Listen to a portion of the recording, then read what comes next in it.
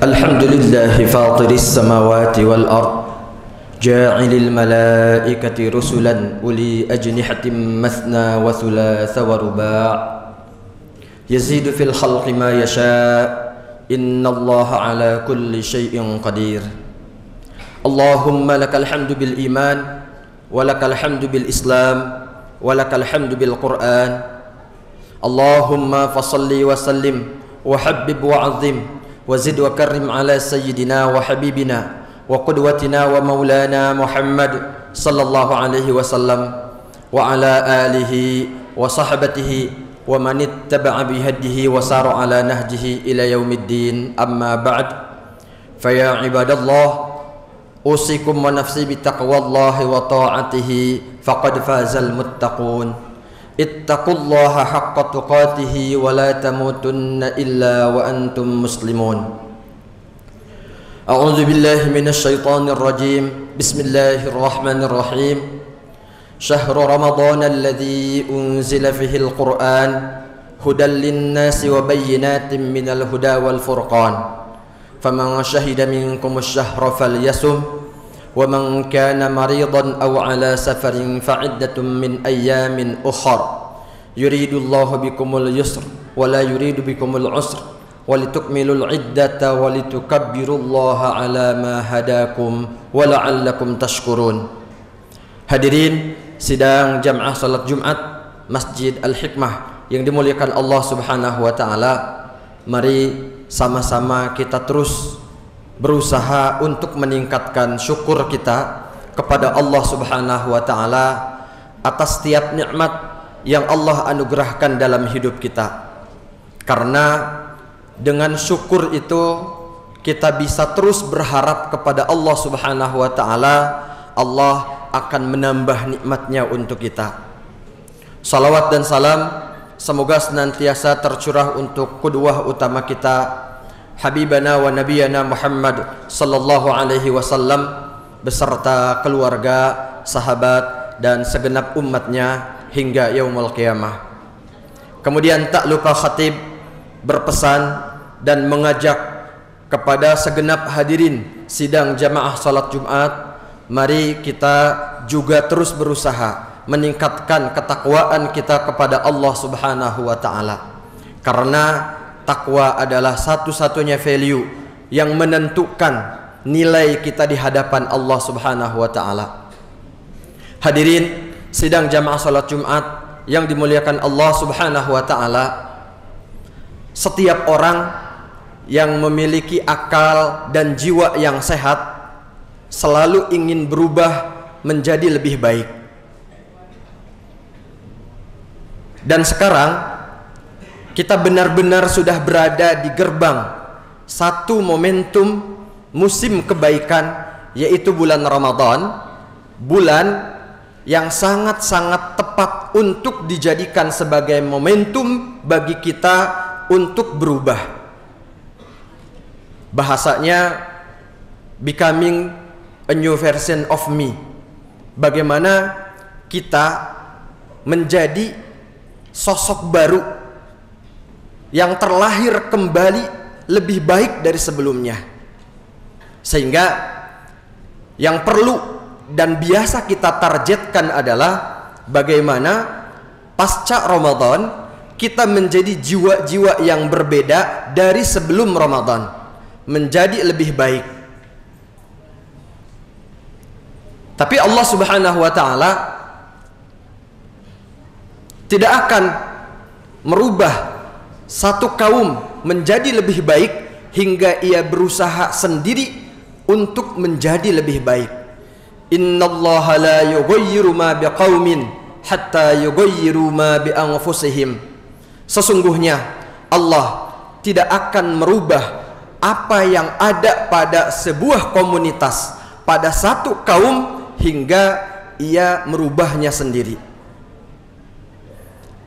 Lalu kenapa khatib katakan bahwa Ramadan adalah momentum paling tepat jika kita ingin becoming a new version of me, ingin menjadi versi baru dari diri saya.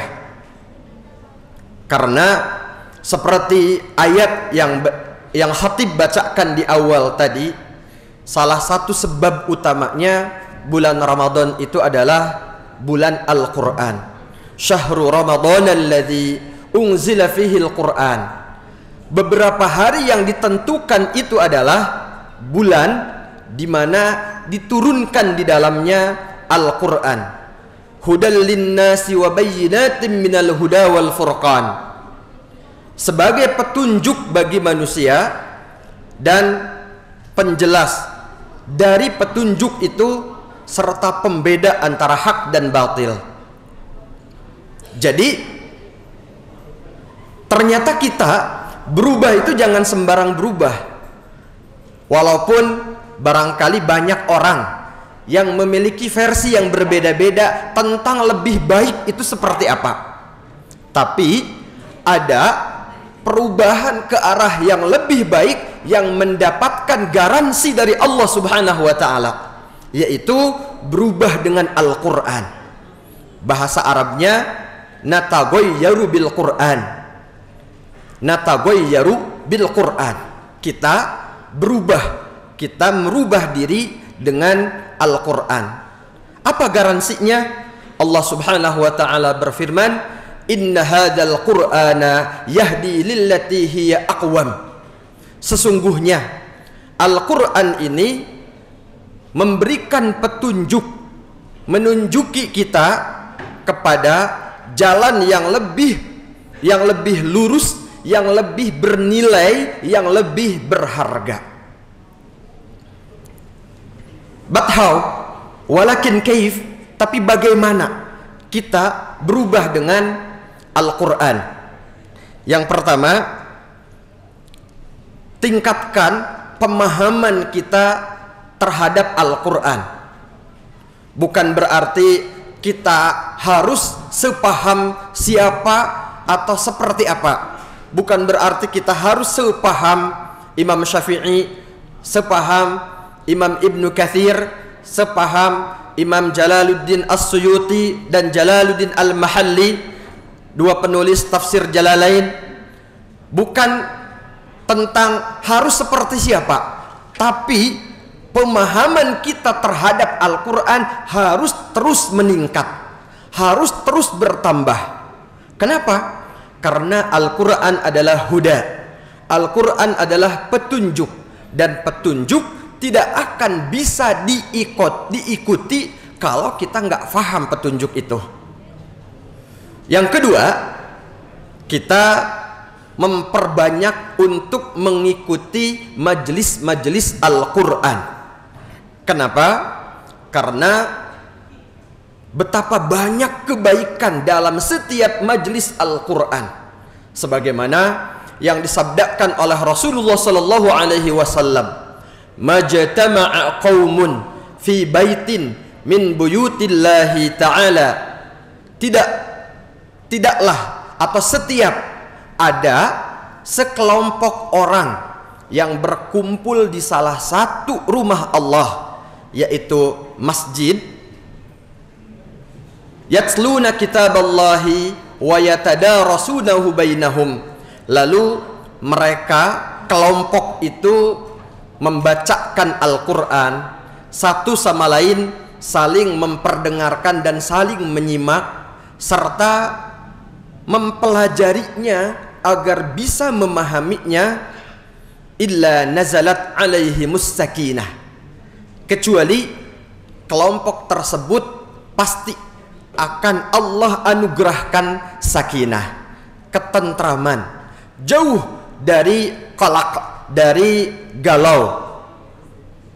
Wa ghasyiyatuhumur rahmah, dan Allah akan mencurahkan kepada mereka kasih sayang, rahmat.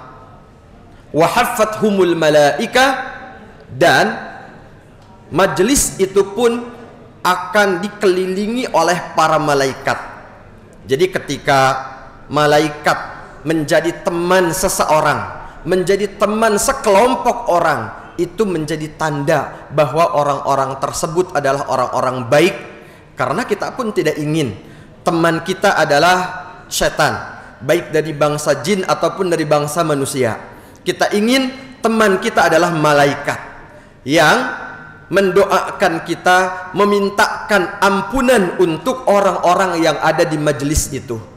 Kemudian wa dzakarahumullahu fi man indah, dan Allah akan menyebut mereka dengan bangga di hadapan makhluk-makhluknya yang mulia di langit. Subhanallah. Itu yang kedua.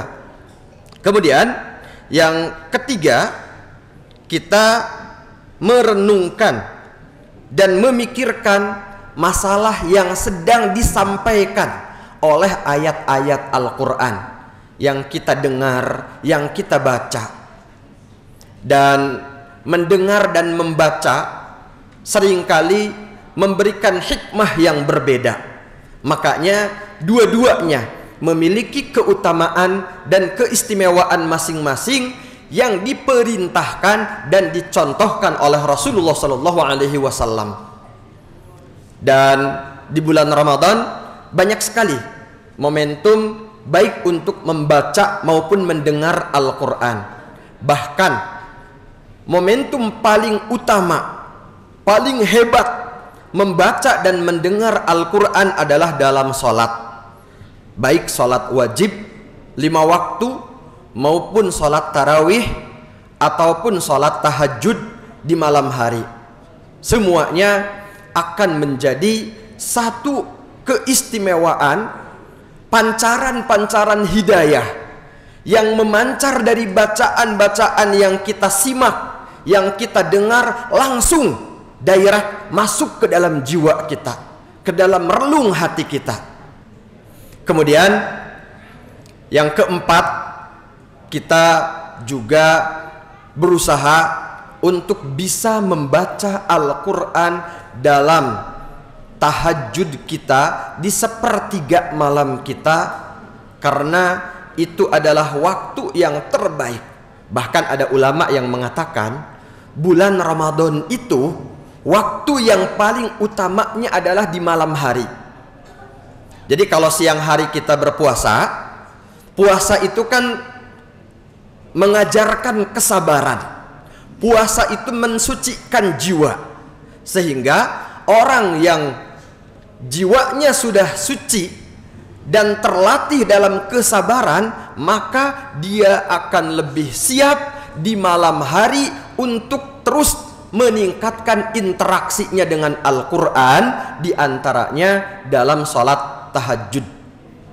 Itu hanya beberapa hal, beberapa sampel yang bisa khatib sampaikan terkait dengan bagaimana kita memiliki target untuk menjadi sosok baru yang lebih baik dengan Ramadan, khususnya dengan Al-Quran. Barakallahu li wa lakum.